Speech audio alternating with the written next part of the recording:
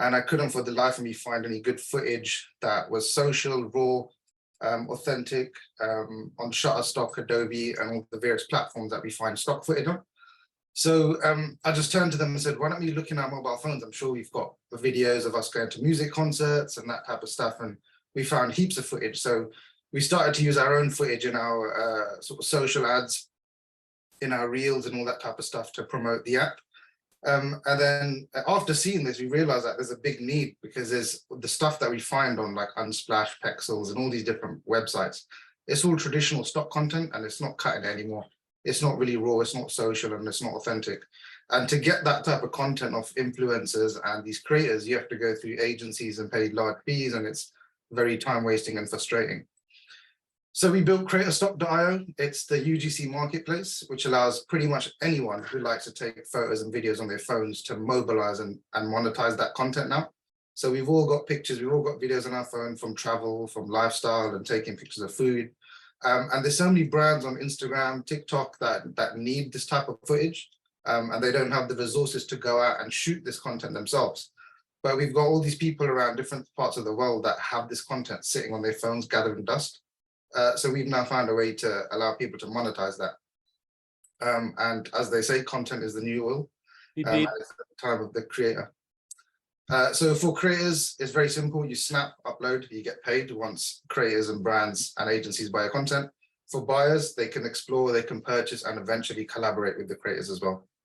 To date, we've got around 100 creators signed up already, and we've just hit 10,000 bits of pieces of original content. And we're seeing really good demand across creators uploading and downloading our content. And that's it from me. Wow, look at that, 90 seconds, 2 minutes on the dot. Great job, great job. I've got some thoughts on this, but Dan D'Souza, are you in the room? Yeah, here. Hey Dan, what do you think? Dan's one of our mentors on FI, and he does all kinds of other stuff.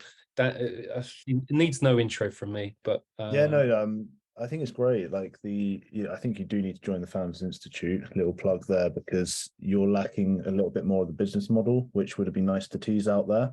Also, as you said, stock images, it would be nice to do a bit of a deep dive into the competitors that you see. I'm sure you're not the only one that's thought about this sort of solution. So just diving into the moat that you're building around the solution, and creating that barrier to entry for other firms would be nice to see. Otherwise, yeah, it was punchy at the start.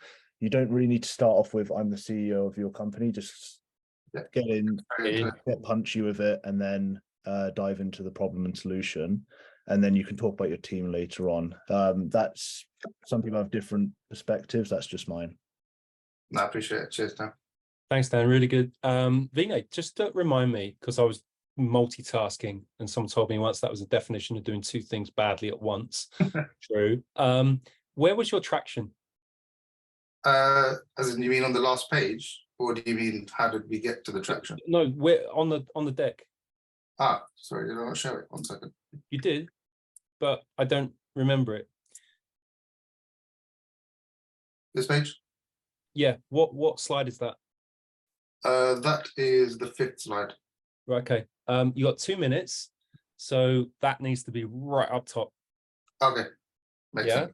As in, hey, I'm Vinay, and we've already got 100 creators signed up and 10,000 bits of original content. Instantly, it gets the person on the receiving end to sit forward and take notice. Go, this is legit. This is something very, very interesting. So, Vinay, really good, really interesting. Thanks for that. We're going to rattle through now. Heather, who's next? Is that Joanne? Joanne. Yeah. Hey, Joanne. Taylor. Thanthis, Heather. Hey, Joanne Taylor, Hi. where are you? Hi, thank you very much for having me here. Oh, no, not sorry. Sorry. We've got, just to confuse me, Heather, we've got Joanne followed by Johan. So Johan, you're second. Joanne, you're first. Yeah. That's my pronunciation. I'm just testing you. Consider me tested. Excellent. Is that all on the screen? Let me just. That's all on the screen. Right, Joanne, deep breaths, all good. This is looking different already. Okay. I like it. You've got 2 minutes whenever you're ready. Okay, thank you. The best people to design out local problems and design in facilities their community needs are local residents. ID will be a multi-sided platform that puts design, procurement and management capability for projects into a local community with no previous experience necessary, and will do for infill development and community design what Canva has done for graphic design, put real solution capabilities in the hands of people most motivated to fix it. Opportunities exist on unregistered land and service alleyways. And the Land Registry has said they want all land to be registered by 2030. Currently 13% isn't.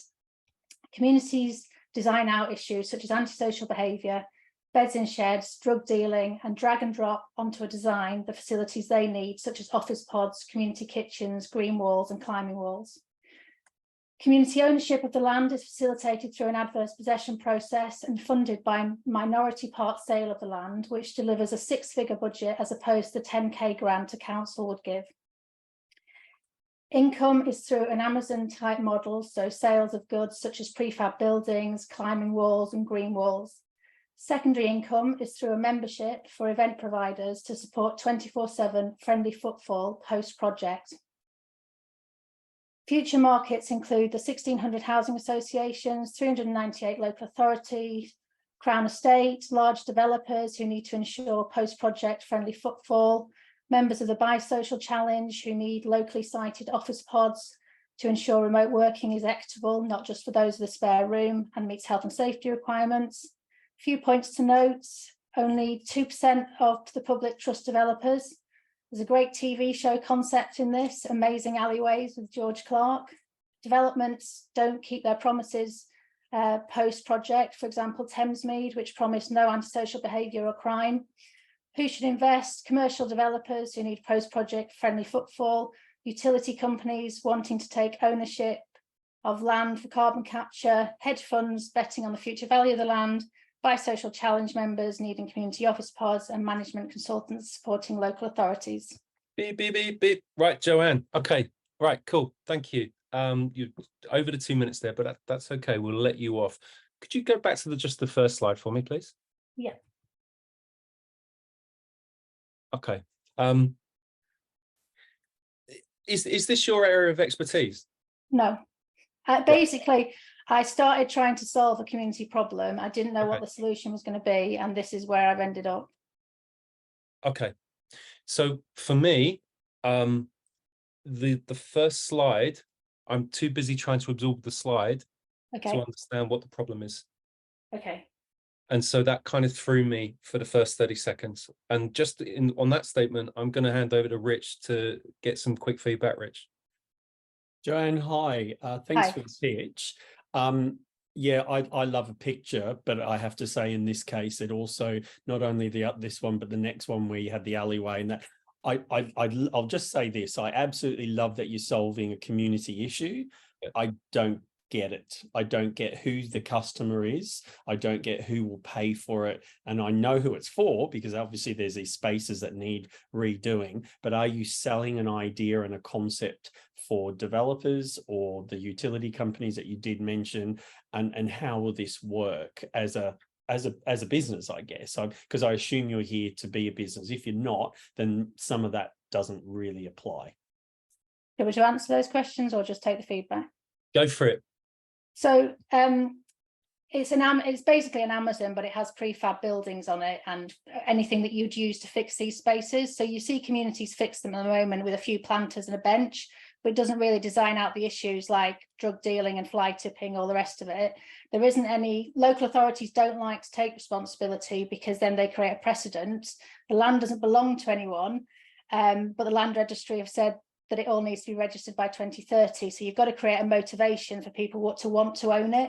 And I've worked out a model where a local community can take control of it, sell a small part of it as a building. Basically, it's about £750 a square metre for a prefab building, but then your value is more like £6,500 once there's a building on it.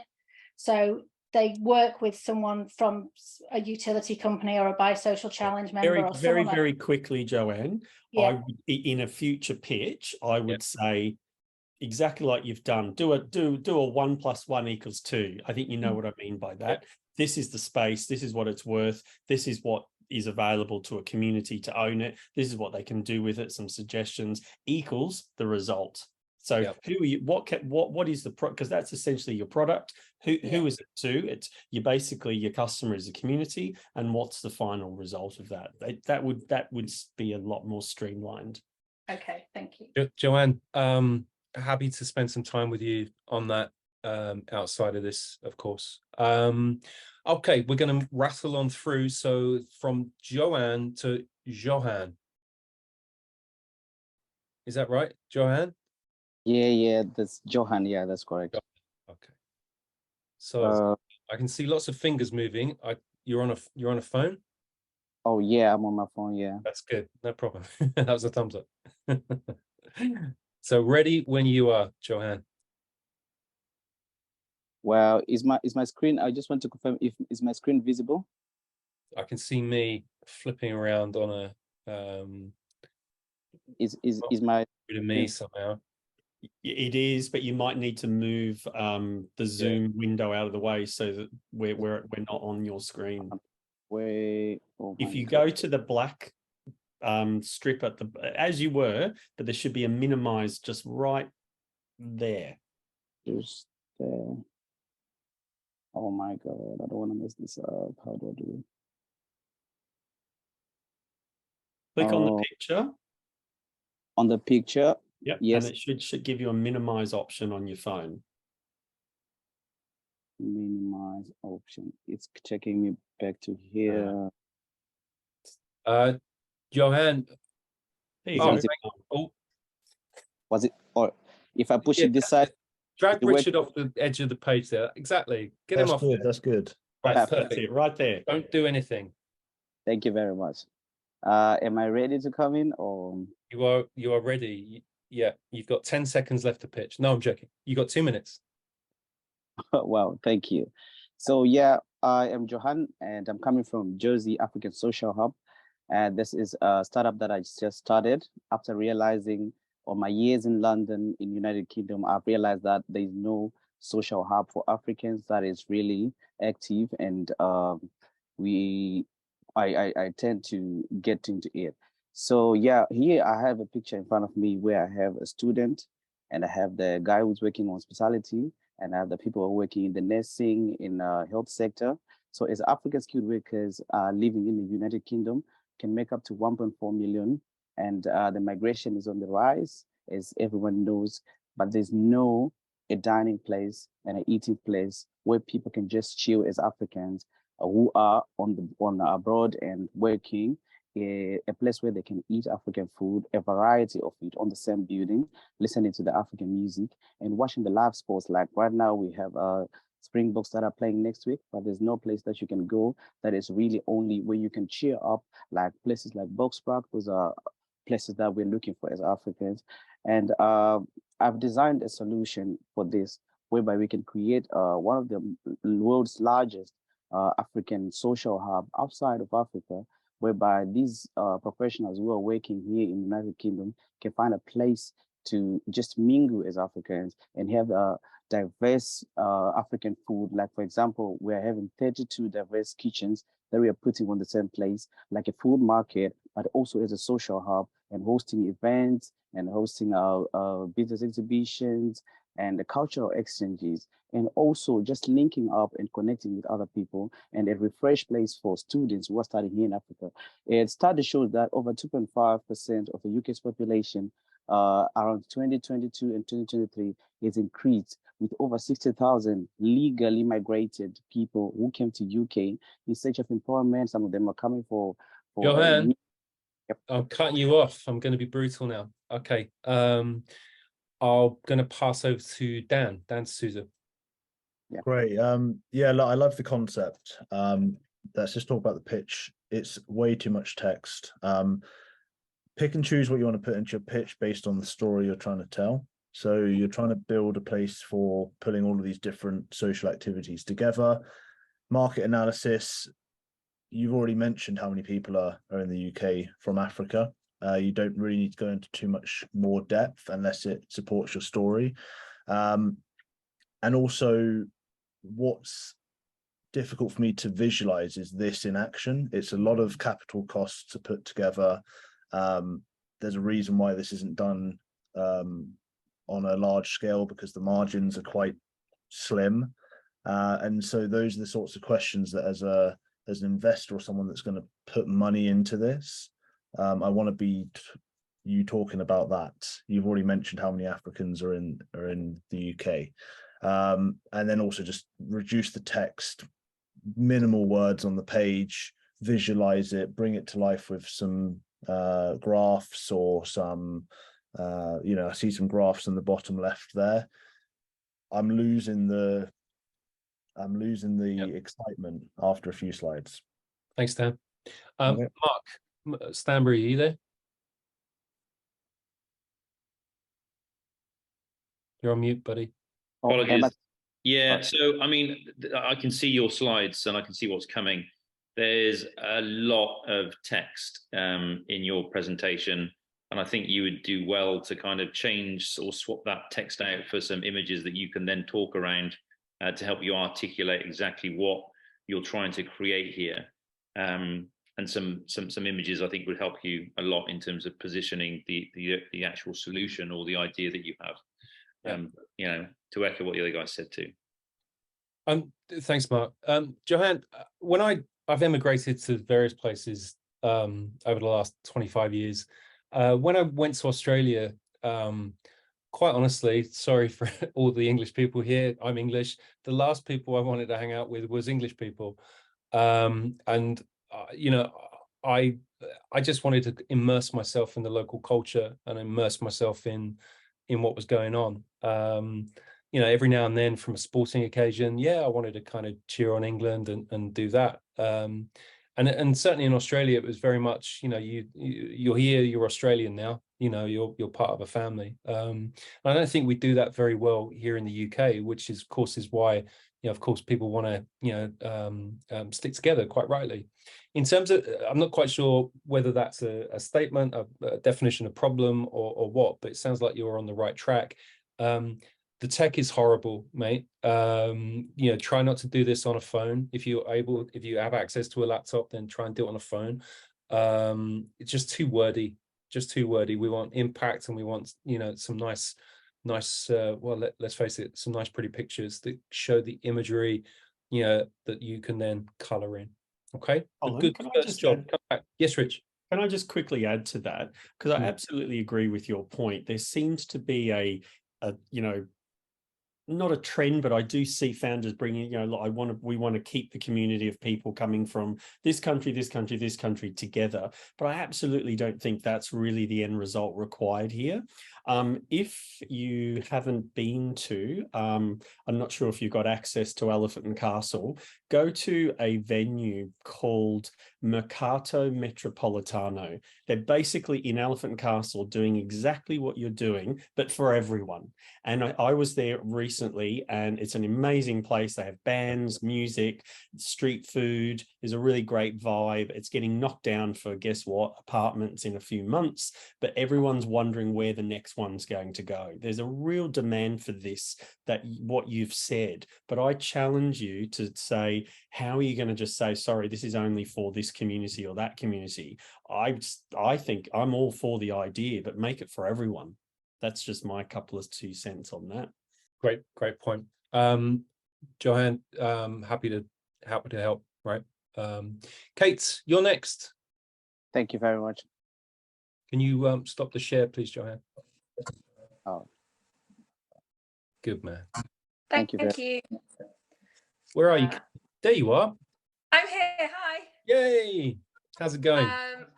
It's good, thank you. I'm on browser for lots of Zoom issues, so I might not use my deck.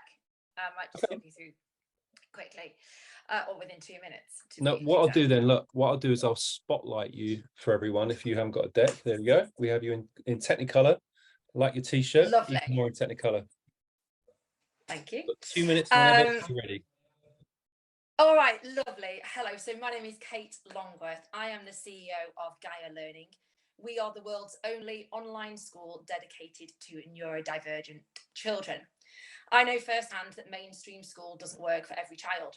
Kicking, screaming, dragging their feet along the gate, and even getting naked at the school door can often be causes of school trauma and prevent the child from going into school full time, or even at all. This is a problem that exists for the children, the parent, the school, and the local authority. So, what do you do about it?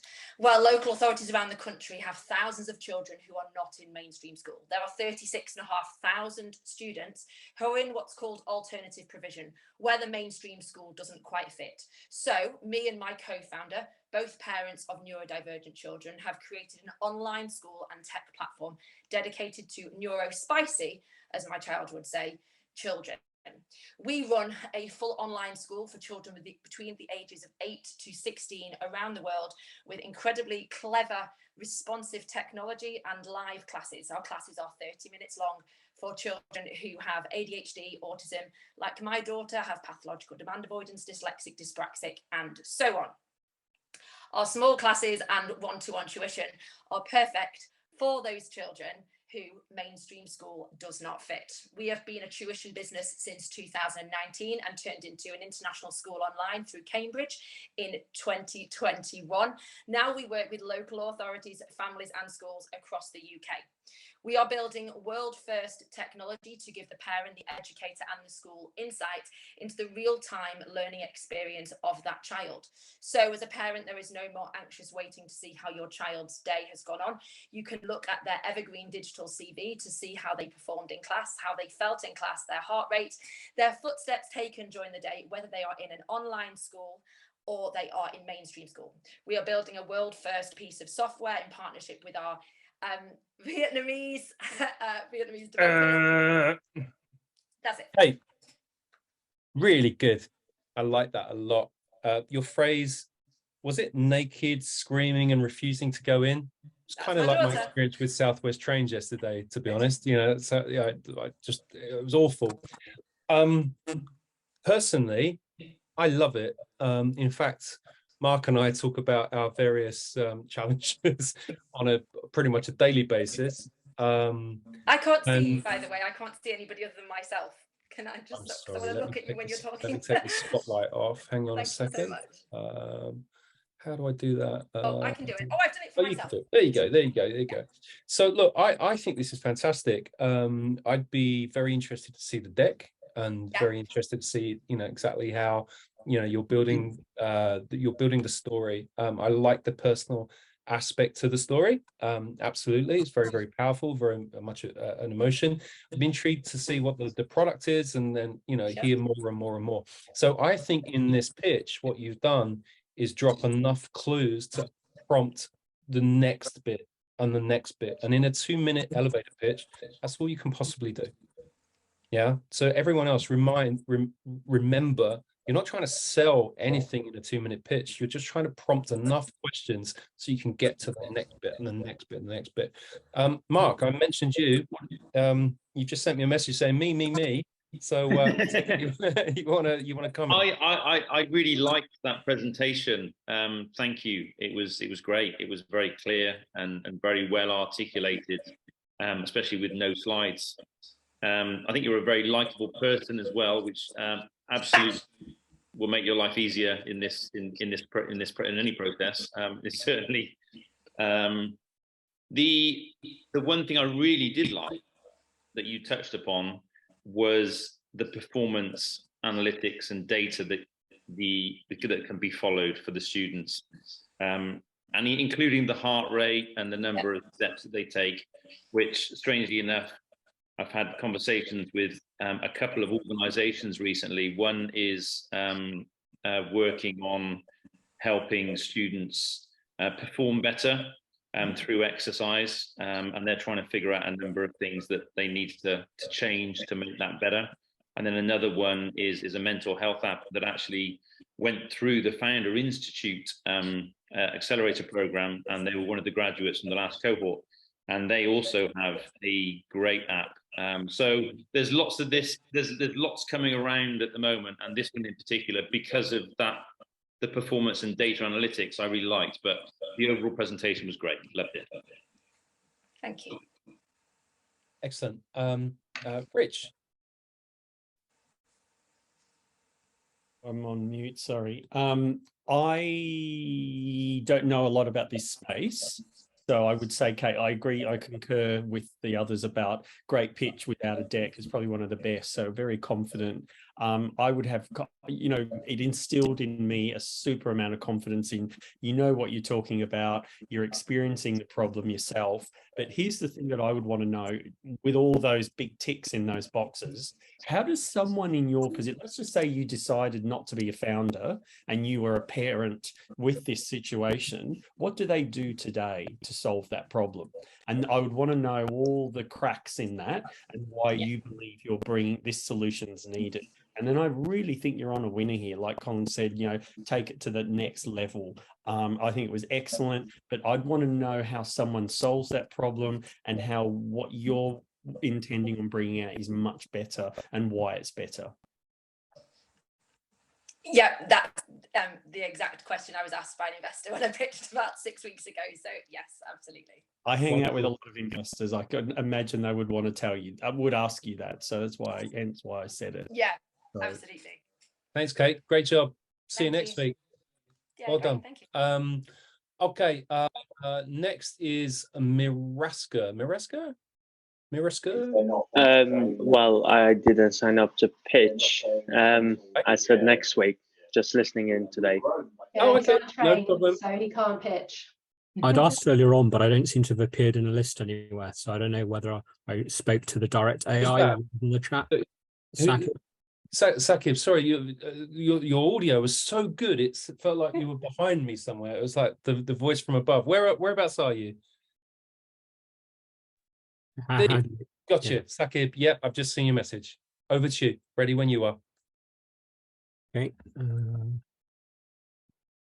Sorry, I just need to do the share.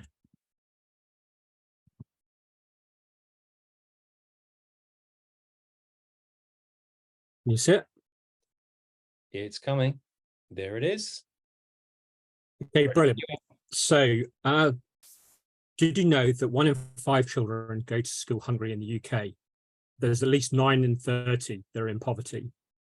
That translates into millions. There are 17.5 million people that are in perpetual debt in the UK that owe £50 billion. In the UK, it's legal to charge up to 1,000% in interest. Think of Klarna meets Top Cashback meets the bank of mum and dad. That is what Zeropa is offering. Zeropa is offering financial education and tools, and crucially, interest-free loans. It will finance goods of food, utilities, clothing, white goods, furniture, household repairs, and basic tech like tablets to enable digital inclusion. We have a live pilot in the Isle of Man. We experienced in the first month more than 3 months of lending volumes, and those loans are paying on time, and we've had no loss so far. We make our money through offering incremental retail revenue. So imagine a washing machine, we buy it for £210, we sell it at the retail price at £300, that £90 pays for our running costs. So we're looking for lenders, retailers, and investors. Our ask today is £1 million for 10% of the business, and I'm keen to answer any questions that you may have. Sakib, wow, you had 42 seconds left, which put you in there, what, 1 minute 15-ish. So this is 0%. This is interest-free lending. So this isn't Wonga reincarnated. This is, so where do you make money? So we use a peer-to-peer platform. So Yep. people put their money in, they have a target profit share of 8% return. Investors have 32% return. We make the revenue by offering incremental sales to retailers. So imagine Tesco, £100 shopping voucher. We buy it from them for £90. That £10 covers our running costs.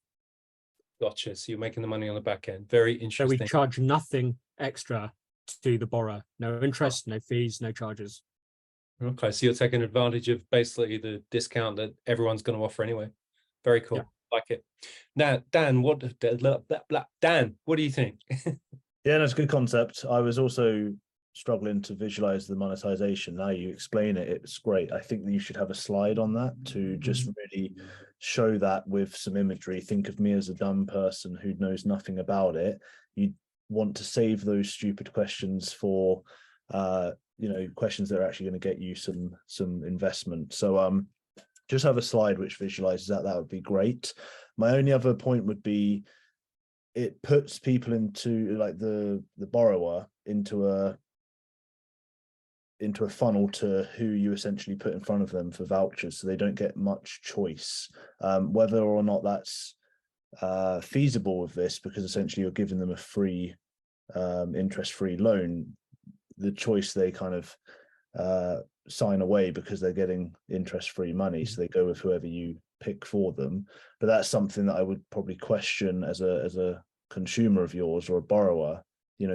How much choice do I get between Tesco's and other? Yeah, at the moment we've been doing any retailer that people come to us with through our pilot on the Isle of Man. But ultimately, obviously, the ideal situation would be that we have relationships with multiple retailers, just like Zilch has managed to do in a 2-year time frame. They've pretty much signed up everybody, but obviously with interest free, we have to find the partners that are willing to give us cash back. Yeah, and then the other point would be that you having a good pilot in Isle of Man with no people defaulting and they're paying back on time. At scale, does the risk go up, and how do you mitigate that is the other question that I would ask, because it's not going to be smooth sailing. It's not going to be Isle of Man at scale, I can only imagine. So that's my quick 2 cents. Sure. Wonderful, thank you, Dan. Heather, what do you think of Saqib Venture? Kept you quiet there. Sorry about that. Once you'd explained how it doesn't go, the consumer doesn't get charged, then that massively made me like it more. I thought it was going to be like another Wonga, and I think it's just quite I think when you're talking about people's essentials and paying for things they need every day, I think it is quite a hot topic at the moment, sort of cost of living.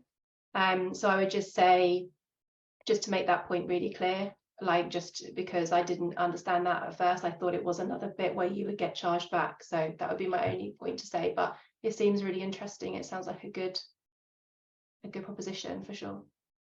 Saqib, I think you've certainly asked enough questions of the audience to kind of, then get us to ask more questions back, and I think that's a great thing. So very, very interesting. Good pitch, enjoyed it, thank you very much. Thank you. Okay, so we're going to ask for some volunteers. Sheikh Fahad, how are you, sir? I'm very well. Yeah, are you ready to pitch? Do you want to tell us what you're up to? Sure. So let's actually do a screen share. Would you see my screen? Superland. It's England, isn't it? Superland? Yeah. Yeah. So I'm going to dive into the pitch straight away. The objective is to solve the tracking, transferability, and liquidity problem with the real estate sector. I've been in the real estate industry for the last 20 years, plus primarily I'm a techie, developing scalable solutions for enterprises, but also a real estate investor, and I've seen problems in the real estate sector. So we want to solve those problems using blockchain and AI. The blockchain brings the trackability and transparency in the transactions. For example, if the seller is not exposing the full chain and there's a lock chain, and that wastes the time of the buyer, or if the broker is actually manipulating the deal by increasing the prices or escalating the prices, with the blockchain and the AI, we can solve those problems. So the team, as they say, hit the jockey, not the horse. So bet the jockey, not the horse. So I've got 2 computer science degrees with distinctions, 18 years experience. I've successfully built products, successfully run teams, developed teams, London and Hamburg. And my co-founder, Dan, is based in US. He's got MBA from University of Chicago, which is world #1. And he's also involved in multiple startups before, and he's got 20 years of experience. So what are the challenges in the real estate sector is the lack of transparency, as I just mentioned, lack of data, like a 3D information, like a metaverse, where you can have a 3D environment. So instead of just going into Rightmove or Zoopla. You have a 3D environment where you can walk into it, you can experience the stuff, and you can get the traceability and tracking for the data. Plenty of problems will be solved. One of the major problems that we are solving is locked liquidity. At the moment, there is $300 trillion locked in the real estate liquidity because the property is too big, you can't sell, you can't find the buyer. But with the tokenization of the real estate, we will solve the problem using the blockchain and the data. So that's just it. Thank you. Great job. Great job. There's a few people on the call here that might remember me trying to buy a house last year, which I'm now sitting in. It was probably the most stressful thing I've ever done. I lost my proverbial many times to solicitors, to conveyancers, to real estate agents. Everyone got it, and it was shocking. And I think one of the reasons, probably the biggest reason, was because of like compliance and KYC and AML and all the kind of stuff and all the different things that you have to do to go and buy a property, hence affecting liquidity and all the kind of things that I think you're trying to solve. So if you are solving what I think you're trying to solve by tokenizing a whole bunch of stuff and using blockchain, then hats off to you. And very, very interesting indeed. But I'm going to open the floor up to Rich. Are you still here? I am. Hi, Sheikh. Look, the thing I see a lot is people talking about the technology in a pitch. Let me just skip to this first. This is a short pitch. You know, Colin was giving you 2 minutes. With all due respect, I'm sure you're a very educated, well-experienced gentleman, but forget that. You know, talk about the problem, the solution, and how you're solving it. Because as you know, crypto is not really everyone's cup of tea, so they're not going to really get it. You get investors that are sector agnostic. So if there's an investor that's interested in you because they like you, because they will like you as a founder at times and want to know more, give us, in this sector, give us more about the solution and the problem. Right now, I'm confused. I know what crypto does. I know what blockchain does, but I didn't get why you're doing it and what the problem is. I've bought unfortunately, Colin might want to hear this. I've bought numerous property over the years and I don't have a problem with it. So why is there a need for this? Very, very, very similar to the advice I gave to the previous person. Tell us about what happens today. This is the current state of play, and this is what's wrong with it, and this is what I'm going to do to fix it. And don't spend half of your time talking about your engineering certificate when you know your pitch is 2 minutes. When your pitch is 5 minutes, go for it. We want to see your credibility. Just some quick advice. Yes, that makes sense. Sure. Jake, just to go on from that, just real briefly, something I unfortunately say to a lot of founders and also in the sales training workshops that we do, with absolute love and respect, nobody cares. Nobody cares until they hear something that solves their pain. And so get to the pain quick, get to the any traction you got quick. Dan, you put your hand up. Yeah, I wanted to get in there with a comment. Thanks, Colin. I was on the same page as Rich there. Too much time spent on the team page. You could have just read the first 2 bullet points of each person and moved on. I think what you're really missing is day in the life, because Colin seems to understand this problem. I definitely don't. And so if you put me in the mindset of a Colin on the page and talk to me through his problems, I'd probably empathize with it more and understand when you go to the solution what you're actually trying to solve.